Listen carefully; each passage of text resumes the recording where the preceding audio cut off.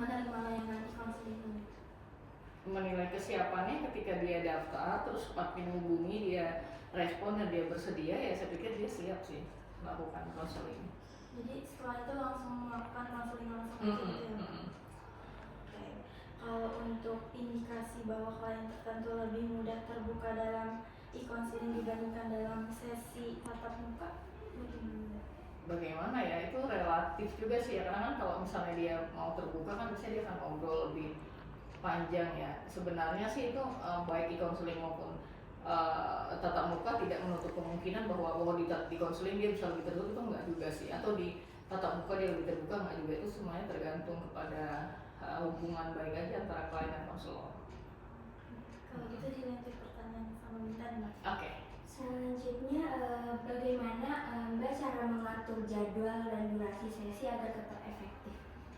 Mengatur durasi dan sesi itu kan berarti kita pakai flow-nya gini ya, misalnya pembukaannya berapa menit, terus itu sebenarnya kayak natural aja sih ya dibawa, tapi kita akan tahu bahwa setiap psikolog itu biasanya kita tahu speednya, tapi kita juga kadang-kadang itu bisa memprediksi bahwa ini sesi ini nggak cukup diselesaikan di sesi ini, nanti bisa lanjutin gitu. Cuman kita harus tetap mematuhi bahwa yang udah disepakati, apakah itu 45 menit ya berarti itu udah selesai di satu sesi itu. Tapi kan tidak tertutup kemungkinan bisa dilanjut kalau belum selesai gitu. Jadi memang cara mengaturnya adalah kita akan mengikuti sesuai sama circle dari konseling itu sih, dari awal, tengah, akhir gitu.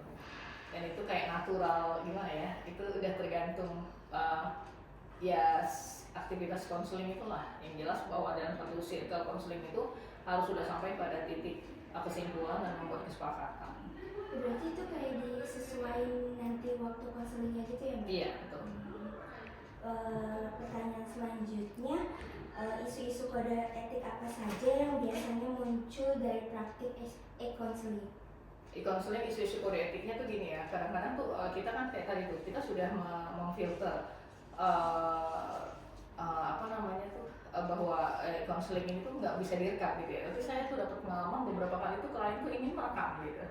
Jadi itu kan kita harus selalu tolak gitu, bahwa kita harus memahami bahwa proses konseling itu tidak boleh di-record. Terus yang kedua, pada saat psikoterapi itu kadang-kadang yang pasien yang datang itu tuh klien yang datang itu tuh ini yang gangguannya itu sudah berat gitu, sehingga karena dia nggak jujur ya, sehingga padahal dia pasien psikiatri, dia bilang enggak dan seterusnya. Itu yang beberapa kali terjadi.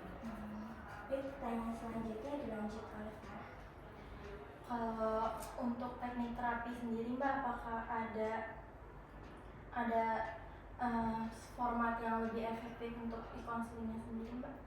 Tergantung kasus sih. Jadi nggak bisa dibilang efektif yang mana. Jadi tergantung kasusnya apa, kita pakai tekniknya yang mana.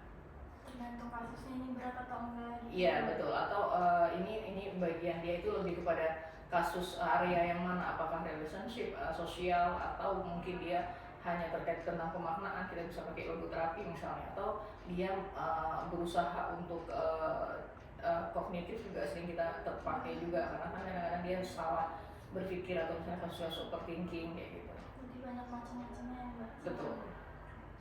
Baik, terima kasih Mbak. Sama-sama. Baik, Dan dari kelompok kami. Assalamualaikum warahmatullahi wabarakatuh. Waalaikumsalam.